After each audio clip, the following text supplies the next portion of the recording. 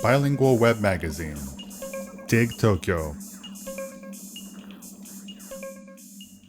Language and Education 38. The Japanese Imperial family and the British royal family, as seen from America. 1. About #RoyalFamily. The main topic for the October 25th episode of Sekai Hashin, SNS Eigojutsu on NHK E-Tele, was #RoyalFamily. On October 22nd, the new emperor officially proclaimed his accession to the throne in a traditional ceremony called Sokuire Seiden no Gi. The event was attended by foreign royalty, heads of state, and other dignitaries from around the world. On the show, we started off by looking at how members of various royal families were posting to social media about their visit.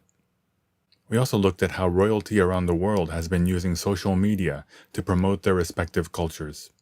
First up was Sheikh Hamdan bin Mohammed bin Rashid Al Maktoum, the Crown Prince of Dubai, United Arab Emirates.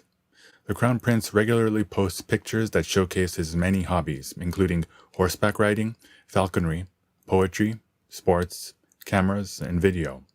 As of October 2019, he has more than 8.6 million followers on Instagram. In the second half of the episode, we talked about royal fashion as worn by some of the most glamorous princesses in the world. We talked about Charlene, Princess of Monaco, who graces the cover of fashion magazines, and Princess Sirivannavari Nariratana of Thailand, who heads her own fashion brand. Another royal fashion icon is Princess Maria Olympia of Greece and Denmark, who works as a fashion model and frequently uploads photos from her shoots to her social media. Many royals are bona fide Instagram influencers, wowing international audiences with photos of their extraordinary daily lives. Others, however, project a more relatable image. Prince Carl Philip, Duke of Vermland, and Princess Sophia, Duchess of Vermland, Swedish royalty, post warm family photos alongside photos of their official activities. In a world where social media has become unignorable as a public relations tool, royal houses around the world are increasingly using various platforms to promote their activities and close the distance between themselves and their people. 2. American envy of the British. Speaking of closeness and familiarity, out of the roster of regulars on our show, I'm likely the least familiar with this topic. Having been born and raised in the U.S., I've always been acutely aware of the fact that the United States of America, a country with less than 250 years of history, does not have a royal family. Instead, that void is filled with a palpable inferiority complex toward royalty and all things royal. After all, the United States of America came into being in order to escape the rule of the British Crown. In the second half of the 18th century, the 13 British colonies on the Atlantic coast of America declared independence from the Kingdom of Great Britain, sparking the American Revolutionary War. The most famous part of the Declaration of Independence is the "all men are created equal" sentence of the preamble, but what follows are 27 colonial grievances against King George III. That indictment begins as follows. The history of the present King of Great Britain is a history of repeated injuries and usurpations, all having in direct object the establishment of an absolute tyranny over these states. This sense of rebellion against the British Crown has been a central part of the American identity since the country's foundation. Of course, the idea of what America means has been in constant flux ever since. The history of America can be told through the vicissitudes of the American identity. The second half of the 20th century was an especially tumultuous time for the country and people's confidence in the institutions that supposedly made the nation great. American idealism began to crumble in the 60s with the assassination of President John F. Kennedy, who was a symbol of hope and change for the better. In the 70s, the Watergate scandal shook the U.S. political system and the faith of the American people in the presidency. Footnote. The Watergate scandal stemmed from the arrest of men who were attempting to burglarize the Democratic National Committee headquarters in Washington, D.C. on June 17, 1972, and the subsequent attempts by President Richard Nixon to cover up his administration's involvement. Nixon would resign in 1974. In the 80s, the Reagan administration's involvement in the Iran-Contra affair would significantly damage America's international reputation. Footnote. The Iran-Contra affair was a political scandal that involved senior Reagan administration officials secretly facilitating the sale of arms to Iran, justified as part of an operation to free American hostages being held in Lebanon by Hezbollah, a paramilitary group with Iranian ties. It was discovered that a portion of the proceeds had been diverted to fund the Contras, a group of anti-socialist rebels in Nicaragua. In the 90s, the Clinton-Lewinsky scandal led to the impeachment of President Bill Clinton in 1998 by the U.S. House of Representatives. In 2003, President George Bush ordered an attack on Iraq under the pretense that Iraq had WMDs, weapons of mass destruction. An Iraqi defector would subsequently admit that he had lied about biological weapons programs in order to bring down the Saddam Hussein regime. Today, President Donald Trump has torn the nation asunder with his rhetoric and his actions. Over the past half-century, the American political system and the American idea has been rattled by indignities. With each new administration, Americans have become increasingly disillusioned. The British monarchy, on the other hand, has long been a symbol of the British national identity. While the Brexit impasse stretches on, shaking public confidence in politics, the British royal family provides a stability that is not available to many other nations. Although the public is split on so many political and social issues, there remains a connective tissue, a cause for collective celebration. Of course, as in any country, and like any cause, vocal detractors of the British monarchy are not hard to find. Nonetheless, the royal family's enduring relevance is a source of endless fascination for Americans who, despite their love of dynamism and progressivism, are beginning to recognize the value of stability in an era of utter chaos. That fascination reached new heights when American actress Meghan Markle wed Prince Harry, Duke of Sussex, in 2018. Certainly, certain segments of the British public were less than thrilled at the idea of a divorcee and woman of color becoming a member of the royal family, and British tabloids have been vicious in their coverage. However, for many African Americans, Markle has been a cause for celebration, and the wedding has sparked an interest in all things royal and in the UK in general. Americans, too, are known for their love of gossip, and there is no shortage of interest when it comes to scandals involving the British royal family. Line up in front of any supermarket register and you're sure to see a collage of sleazy tabloid headlines about Meghan and Kate. Good press or bad press, the British royal family has become a part of the conversation throughout America. 3. Kings and Queens of America. Look across American society and the pop culture landscape, and you will see that it is littered with royalty.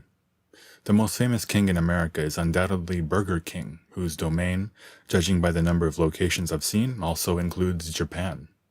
The hamburger chain's slogan is, "Have it your way," and I can't help but think that if only King George III had been that magnanimous, the 13 colonies might have never broken off their ties with the British Empire. The music industry has its own distinguished royalty. Elvis Presley, rock and roll pioneer and best-selling solo artist of all time, was known as the King of Rock and Roll, or simply the King. Michael Jackson was the King of Pop, and his iconic stage wardrobe included ornate military jackets that evoked European royalty such as Napoleon. Then there's female rap pioneer Queen Latifah, whose debut album, All Hail the Queen, was a powerful statement on women's rights and empowerment. Today, the reigning queen of American music is Beyoncé, affectionately referred to by her legions of fans as Queen Bee. And we can't forget Will Smith, who is best known today as an actor, but started his career as a rapper called the Fresh Prince. The use of royal imagery in hip-hop is not a reference to the British crown, but rather to African royalty. It is a way African Americans have reclaimed the culture and identity they had before they were enslaved and forcibly brought to America. This is a complicated topic that requires a closer look at a later date. Contrary to the American identity taught in schools and history books, Americans are indoctrinated from childhood to feel admiration for all things royal. The single biggest perpetrator of this identity crisis in waiting is Disney. Films like Snow White, Cinderella, The Little Mermaid, and Beauty and the Beast are adapted from European fairy tales, and almost always involve a beautiful but unhappy young woman who is saved by the arrival of her Prince Charming. Disney heroines are collectively referred to as Disney princesses. This fascination is manifested in a myriad of ways.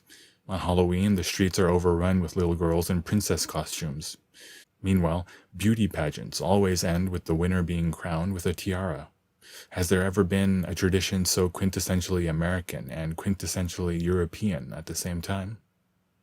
And what are high school proms but a modern incarnation of the formal ball, a dance party with roots in medieval Europe? We've talked about the prom on the show before. In the evening's most important event, the two most popular students in school are chosen by vote and crowned the prom king and queen.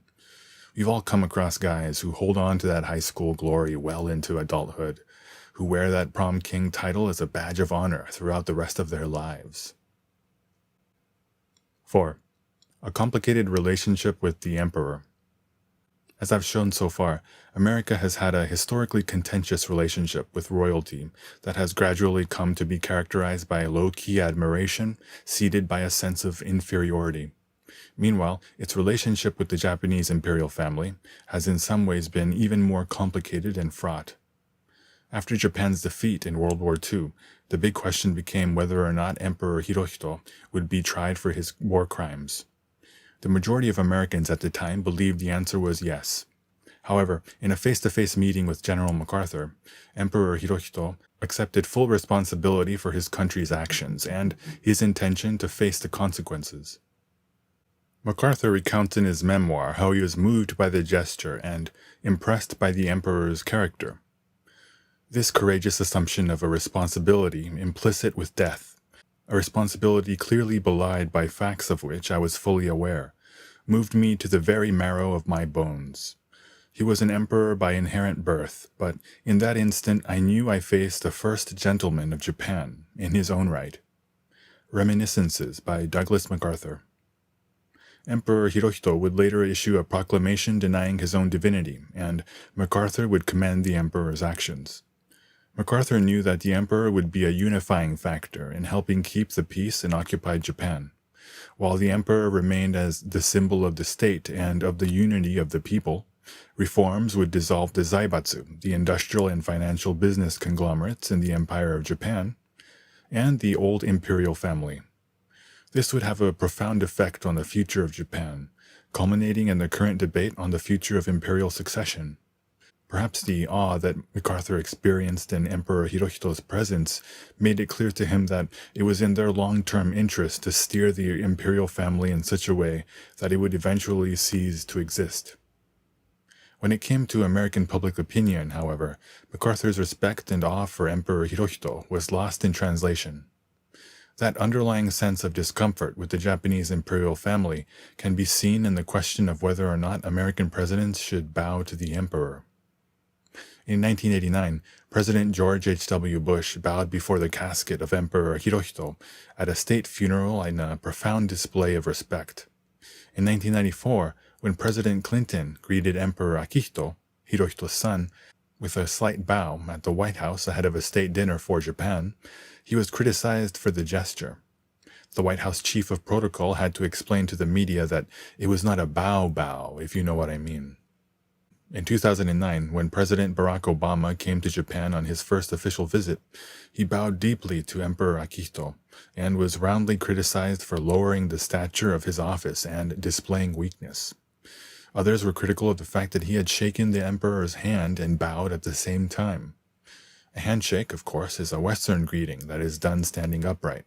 A 45-degree bow is the most respectful type of bow, and given only in important situations that call for the utmost sincerity. Despite President Obama's best intentions, the mixture of gestures came across as a lack of familiarity with etiquette more than anything else. In November 2017, President Donald Trump made headlines when he did not bow to Emperor Akihito, and opted to go with a handshake and slight nod instead. President Trump also did not bow when he greeted Queen Elizabeth II on an official visit to the UK. While bowing is a gesture of respect in Japan, in America it is seen as a gesture of subservience. It's no surprise, then, that the thought of lowering one's head in any capacity to a dignitary of a nation you defeated in war, most of all the emperor himself, would be unbearably humiliating. What's more, from a hierarchical perspective, it's only natural that His Excellency the President of the United States of America, Daitoryou Kakka, would feel awe in the presence of His Majesty the Emperor of Japan, Tenno Heika. Last week, members of royal families from around the world flew into Japan for the enthronement ceremony of Emperor Naruhito. It is worth noting that the U.S. representative for this ceremony was Secretary of Transportation Elaine Chao. The idea of being relegated to an inferior position in a room full of international royalty likely did not sit well with President Trump, who faces a tough re-election race next year. Trump supporters and the American public in general surely would have found the optics less than favorable. For all these political, cultural, and historical reasons, Americans feel very little familiarity, as well as great ambivalence toward the Japanese imperial family. If you ask me, for Americans obsessed with pop culture kings and queens, the emperor that is most familiar to them is likely the emperor of the Galactic Empire and master to Darth Vader, Darth Sidious. Language and Education 38. The Japanese imperial family and the British royal family, as seen from America.